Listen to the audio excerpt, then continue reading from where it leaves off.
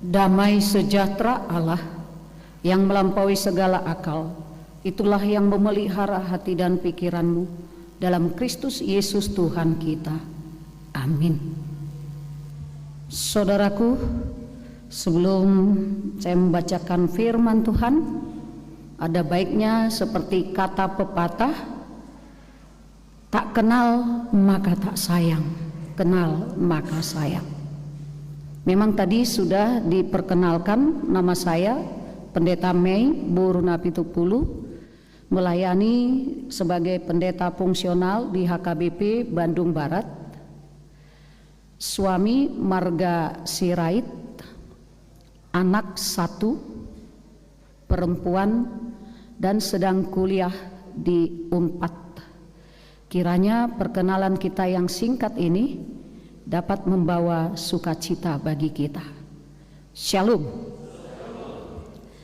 Firman Tuhan bagi kita terambil dari surat 1 Yohanes 1 ayat 1 sampai dengan 10 sampai dengan pasal 2 ayat 1 sampai dengan 2. Saudaraku yang terkasih, mari kita dulu pakai semboyan 3S. Dan coba dulu kita praktekkan sekarang. 3S itu adalah senyum. Cobalah dulu senyum kepada samping kiri kanan. Senyum yang indah berikan dulu. Ya, oke. Senyum.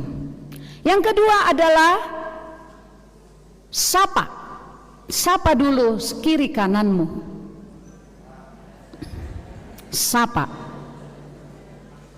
Oke. Apa sapaan kita yang pertama? Horas atau shalom, sama artinya sebenarnya. Cuman jarang sekali kita praktekkan di dalam kehidupan kita. Ketika kita masuk ke rumah orang pun, hei Parjabu, di rumahnya kalian. Nah, ya, itu. Yang ketiga adalah salam. Salamnya adalah maaf, mata ketemu mata. Ya, salamnya jangan. Jadi andai kata kita bertegur sapa dan salam itu mata ketemu mata, pastinya ada di dalamnya getaran kasih. Ya kan? Enak enggak Bapak Ibu? Pastinya ada sukacita di sana. Amin. Yang kedua adalah, saya pernah ketika itu SMA kelas 1, guru bahasa Inggris masuk dan dia langsung bilang kita ujian. Baru masuk dia langsung bilang ujian. Dia katakan begini, tuliskan apa saja yang engkau ketahui tentang bahasa Inggris. Apa yang terjadi? Blank, ya. Gak bingung kita mau menulis apa saja gitu ya. Nah, ketika saya masuk mengajar ke Parguru Malua, saya coba bilang begini sama anak-anak. Apa yang kau ketahui tentang HKBP? Anak-anak ini bingung. Apa ya? Tapi yang langsung dia ingat adalah HKBP Huria Kristen Batak Protestan. Itu aja yang langsung dia ingat. Ya, syukur masih bisa dia ingat kepanjangan HKBP. Tiba ujian yang kedua, soal yang kedua adalah coba apa yang,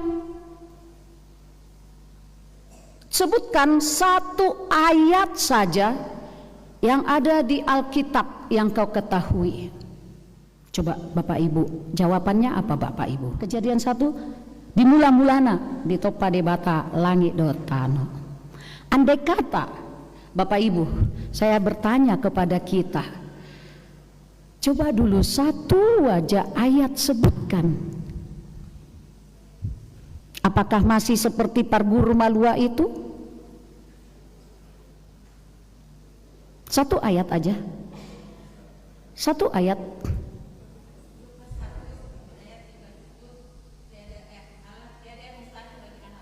Ya, bagus. 100 untuk Inang. Ada lagi? Ayo, surat perkawinannya Amang, Inang. Siapa yang jawab itu tadi? Yuk.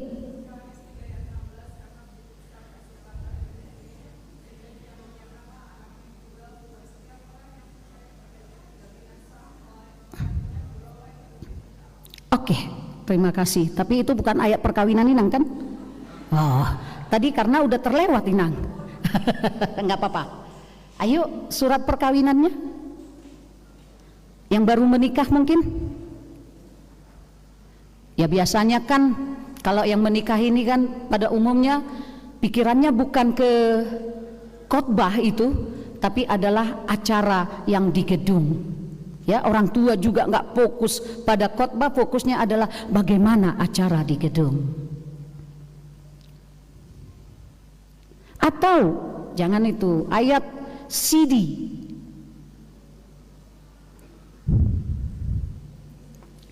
Yuk nanti setelah pulang dari sini kita buka dokumen kita dulu, ya, supaya mengingatkan kembali, menyegarkan kita kembali tentang ayat yang diberikan oleh Tuhan untuk kita pedomani dalam hidup kita, sehingga semakin segar apa janji Tuhan kepada kita semuanya, ya, secara pribadi. Saudaraku terkasih, untuk menjadi seorang saksi itu bukanlah pekerjaan yang mudah. Menjadi seorang saksi yang melihat satu kejadian itu tidaklah akan mudah. Dan bahkan yang walaupun seseorang melihat secara langsung, ya, melihat secara langsung kejadian itu, dia tidak akan mau bersaksi karena bisa saja kesaksian yang diberikannya itu adalah menjadi kena ke dirinya, ya, menjadi dia yang tertuduh. Nah, menjadi seorang saksi memang saya katakan tidaklah mudah, karena itu akan ditanyakan secara mendetail, ya, tentang apa yang terjadi itu. Akan ditanyakan bagaimana prosesnya terjadi kecelakaan itu, apakah yang punya mobil atau yang punya motor itu ugal-ugalan atau bagaimana. Makanya ketika seseorang bersaksi di pengadilan itu, dia selalu disumpah terlebih dahulu. Itulah beratnya. Seperti apa kejadian yang sesungguhnya, itulah yang disaksikan, sehingga ketemulah titik permasalahan yang sesungguhnya dan bisa diambil, diputuskan hukuman yang semestinya, seadil-adilnya. Dalam nats ini tidak ada sungkan, ya, tidak sungkan para rasul untuk bersaksi tentang firman hidup. Firman hidup itu siapa? Firman hidup itu apa? Firman hidup itu adalah Yesus sendiri, Allah sendiri. Dan itu sudah disaksikannya di Yohanes 1 ayat 1. Ayo.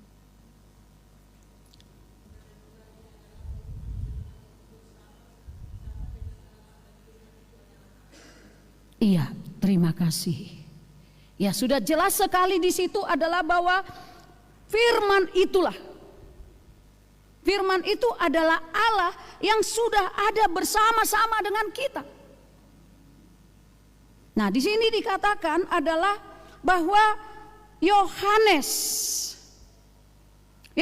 itu menyaksikan sendiri apa yang telah terjadi. Yohanes menyaksikan tentang firman yang hidup itu. Dan firman hidup itu adalah telah dinyatakan dan kami melihatnya. Andai kata terjadi sesuatu di lingkungan kita, beranikah kita menyaksikan kebenaran yang sesungguhnya?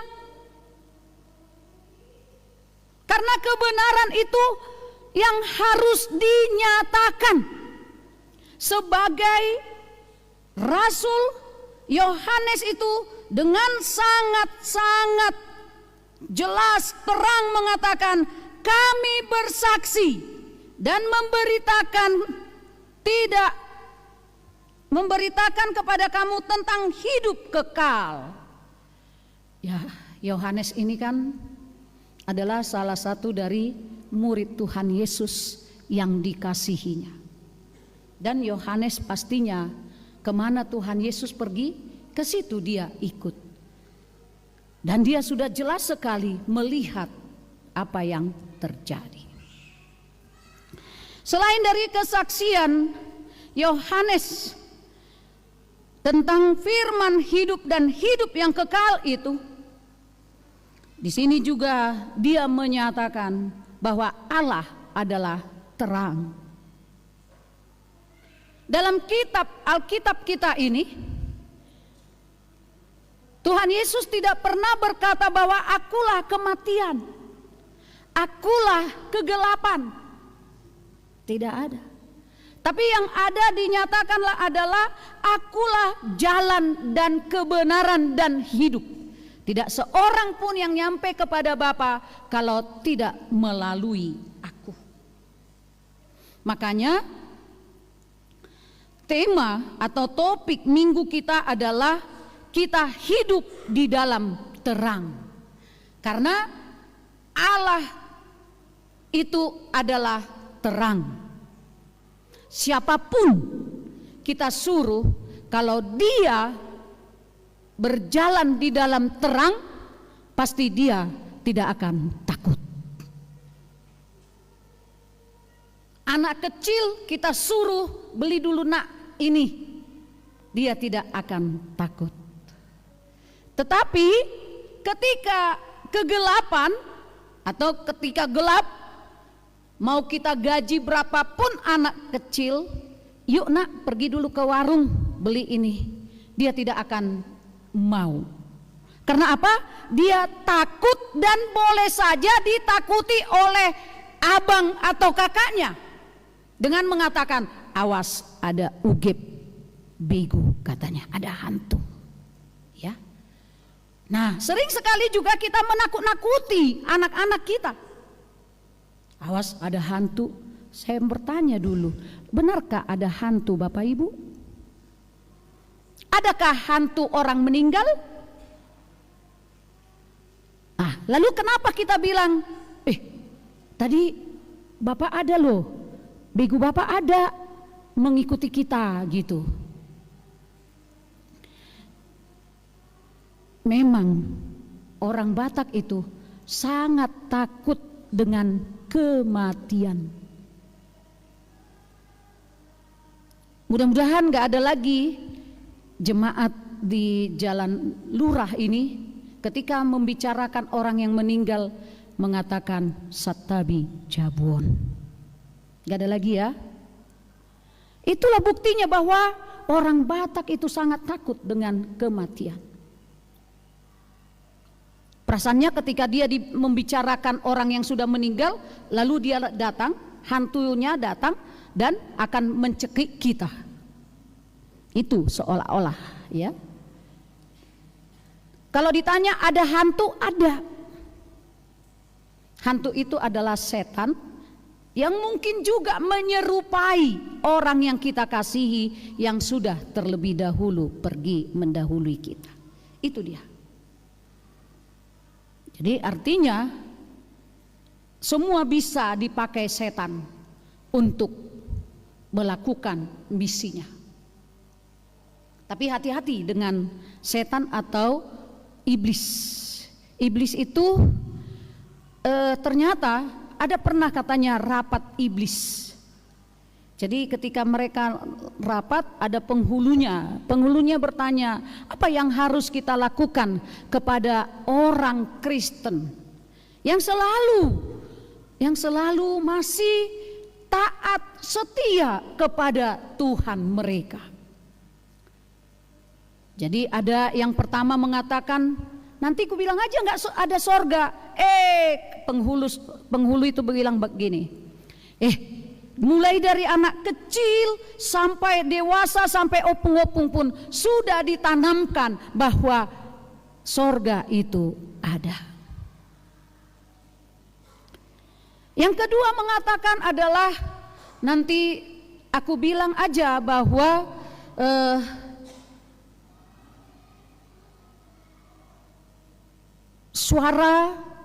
suaranya tidak kedengaran. Itu pun tidak benar, karena mic orang Kristen sekarang sudah bagus dan sudah canggih. Dan yang terakhir katakan begini, kalau saya boleh usul penghulu, saya akan katakan bahwa masih lama kok, masih ada waktu, masih ada yang bisa kita lakukan, masih lama, belum tahu kita itu kapan. Oh iya, is the good, gitu dia bilang. Jadi artinya yang mau saya katakan, memang pintar banget iblis itu mau menggoda kita, sehingga memang orang lebih suka kepada kegelapan. Orang lebih suka di gelap-gelap melakukan yang tidak baik.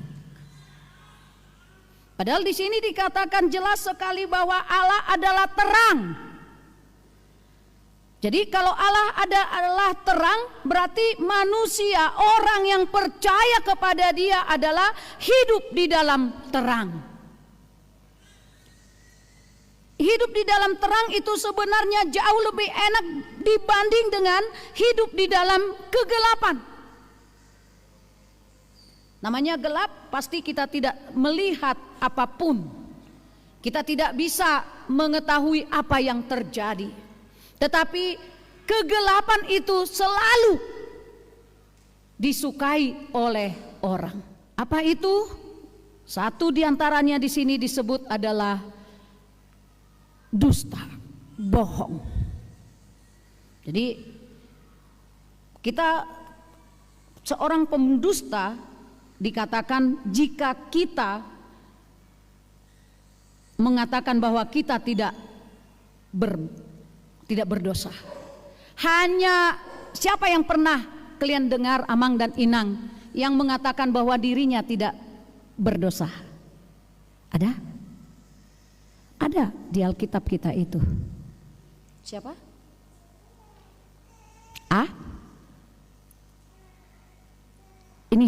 Inisialnya A. Ayub. Ayub selalu katakan, saya tidak berdosa. Dan memang karena ketidakberdosaannya itulah dia diuji oleh Tuhan, dan dengan bangga Tuhan mengatakan kepada iblis, lihatlah Ayub, dia hidup benar di hadapanku. Luar biasa. Tapi sering sekali tanpa kita sengaja bahwa kita mengajari anak-anak kita itu berbohong. Misalnya nih, ada orang yang mau bertemu dengan kita tapi tidak kita sukai, contohnya ya. Lalu kita bilang kepada anak kita, "Nak, nanti kalau ada tantemu bilang, Mama nggak ada di rumah ya." Iya. Jadi datanglah tantenya ini, diketoklah pintu. Ya, sebentar Tan. Nah, mana mamamu? Iya, kata mama tidak di rumah. Nah, iya kan? Berarti kita yang mengajari anak kita itu berbohong. Benar, mama nggak di rumah. Iya, katanya mama nggak di rumah. Panggil mamamu sekarang. Ketahuan kan? Nah, demikian juga kita. Mungkin juga antara suami atau istri terjadi pembohongan, ya, masalah pendapatan, masalah ya dan lain-lain lah, ya. Misalnya pendapatan dalam arti inilah sama kau ya, katanya, rupanya sudah disunat, ya kan? Tapi nggak ada bapak-bapak di sini kan ya, Amang ya, yang seperti itu. Nah, ininya yang ku dapatkan, gitu ya. Baru udah ada perjanjian di rumah bahwa tidak merokok. Iya, aku nggak merokok. Rupanya bau rokok, ya. Tapi sering sekali ya, Mang ya, kita minta kepada Tuhan kesehatan. Tuhan, berikanlah kami kesehatan, berikan aku kesehatan. Rupanya apa yang terjadi? Yang terjadi adalah kita membakar kesehatan kita. Ya kan Amang ya? Gak ada lagi yang merokok di jalur Amang ya? Gak ada lagi. Tapi kata orang perokok Amang dan Inang, bahwa yang perokok itu adalah orang yang baik. Ada satu cerita perokok gini. Tahu gak Inang, saya gak merokok awalnya bagaimana? Lalu dia katakan begini, anak saya sakit, pada saat itu hujan. Jadi istri menyuruh untuk beli obat, beli dulu obat, nggak mau saya, hujan. Tapi dia diperhadapkan dengan rokok, rokoknya sudah habis. Habis rokokku, dia pikir begitu. Tapi dia pergi beli rokoknya ini. Dan dia sampai di rumah dia merenung kembali, wih, umar gama HP sigareton, sian boruku, gitu ya pertanyaannya. Akhirnya dia remas-remas itu rokok, dia buang. Itulah awal tidak merokok. Jadi berarti artinya adalah niat. Dan kita minta juga kesehatan kepada Tuhan, supaya kita diberikan kesehatan, diberikan Tuhan kesehatan. Yang ada adalah apa yang terjadi. Kan orang Batak suka bilang mate mangan, iya kan? Nggak mau orang Batak bilang mate somangan, lebih bagus mati makan gitu ya. Makanya walaupun dia sudah tahu dia asam urat, tapi tetap makan jeroan. Walaupun dia sudah tahu bahwa dia sudah sakit darah tinggi, dia tetap makan lemak-lemak B2. Nah, itu jadi artinya di situ adalah kita berbohong, kita berdusta, dan kita menyakiti diri kita sendiri. Dan ibu-ibu juga sering berbohong terhadap anaknya ya. Gak ada duit nak katanya. Karena kalau ada langsung dibilang duit, gampang rupanya minta uang sama mama gitu ya. Nah juga adalah mama-mama katanya, ibu-ibu sering bilang begini sama anak-anaknya, berbohongnya, makanlah nak, mama udah kenyang katanya, supaya anaknya yang dapat yang lebih utama. Artinya di situ adalah berbohong yang cantik. Adong raroa berbohong yang cantik ya. Nah, seperti itulah. Nah saudaraku, di sini kita seorang pembohong jika kita katakan kita tidak berdosa. Tapi jika kita berdosa dan kita mengaku dosa kita, maka ia setia dan adil sehingga ia akan mengampuni segala dosa kita dan menyucikan kita dari segala kejahatan. Artinya bukan berarti seperti ini, adong adanya yang mengampuni dosa kita, lalu suka-suka kita lah berdosa. Bukan seperti itu maksudnya. Maksudnya adalah bahwa ketika kita menyadari bahwa kita berdosa, kita meminta ampun dari Tuhan dan kita berubah. Kita bertobat dari kesalahan dan dosa kita. Saudaraku yang dikasihi Tuhan, ini adalah minggu pertama bagi kita setelah kita merayakan kematian Tuhan Yesus dan juga kebangkitan Tuhan Yesus. Dan di sana dikatakan bahwa ketika Yesus mati itu adalah karena dosa kita. Yesus mau mati adalah pendamaian bagi kita. Manusia yang walaupun dia sudah tahu bahwa dia berdosa, dia akan sangat sulit untuk mengaku dosanya. Dan sangat sulit juga bagi manusia untuk berinisiatif berdamai.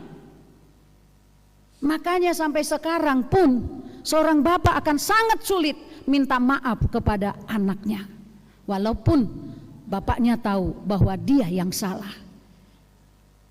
Demikian juga seorang bapak kepada istri, istri juga kepada anak, istri juga kepada bapak atau suami. Sangat sulit untuk berdamai. Demikian juga manusia, ya. Manusia itu yang berdosa itu, yang semakin jauh dari Tuhan, ternyata yang berinisiatif mendamaikan dirinya adalah Tuhan sendiri, ya. Allah sendirilah yang berinisiatif mendamaikan dirinya dengan manusia yang walaupun manusia itu semakin lama semakin jauh daripada Tuhan. Tapi jelaslah bahwa Kristus pengantara bagi kita. Kristuslah yang mati hanya karena dosa dan menyelamatkan manusia itu. Dan dikatakan bahwa ia adalah pendamaian untuk segala dosa kita. Dan bukan dosa kita saja, tetapi dosa seluruh dunia. Berarti luar biasa, berarti Tuhan itu baik, ya. Tuhan itu baik di dalam kehidupan kita ini. Tetapi pertanyaannya, apakah Tuhan itu masih baik ketika kita dalam keadaan sakit? Kalau dalam keadaan sukacita, tidaklah sulit bagi kita untuk mengatakan Tuhan Yesus baik. Haleluya. Mampukah kita mengatakan bahwa Tuhan Yesus baik ketika kita dalam keadaan sakit ini? Mungkin kalau orang mengatakan Tuhan Yesus baik ketika dia sakit, wah, ini ibu mungkin lagi sakit, bawa ke RSC. Ngiung datang ambulan untuk membawa. Tapi bukan itu maksud. Tapi memang benar-benar Tuhan Yesus baik di dalam kehidupan kita. Boleh nggak kita nyanyikan dulu itu Amang dan Inang? Tuhan Yesus baik. Boleh nggak? Tuhan Yesus baik, tapi bikin gerakannya, ya. Pokoknya nikmati dulu Amang dan Inang lagu itu. 1, 2, 3. Tuhan Yesus baik.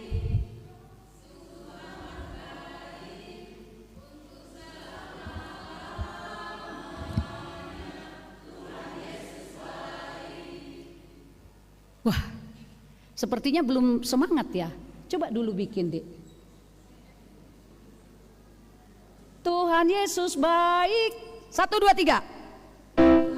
Ya, bikin lagi. Tuhan Yesus baik, sungguh amat baik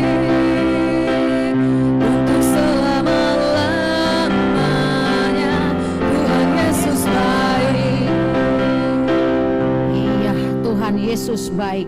Oleh karena itu saudaraku, apa yang mau dikatakan oleh firman ini kepada kita adalah kita terpanggil untuk hidup di dalam firman yang hidup itu.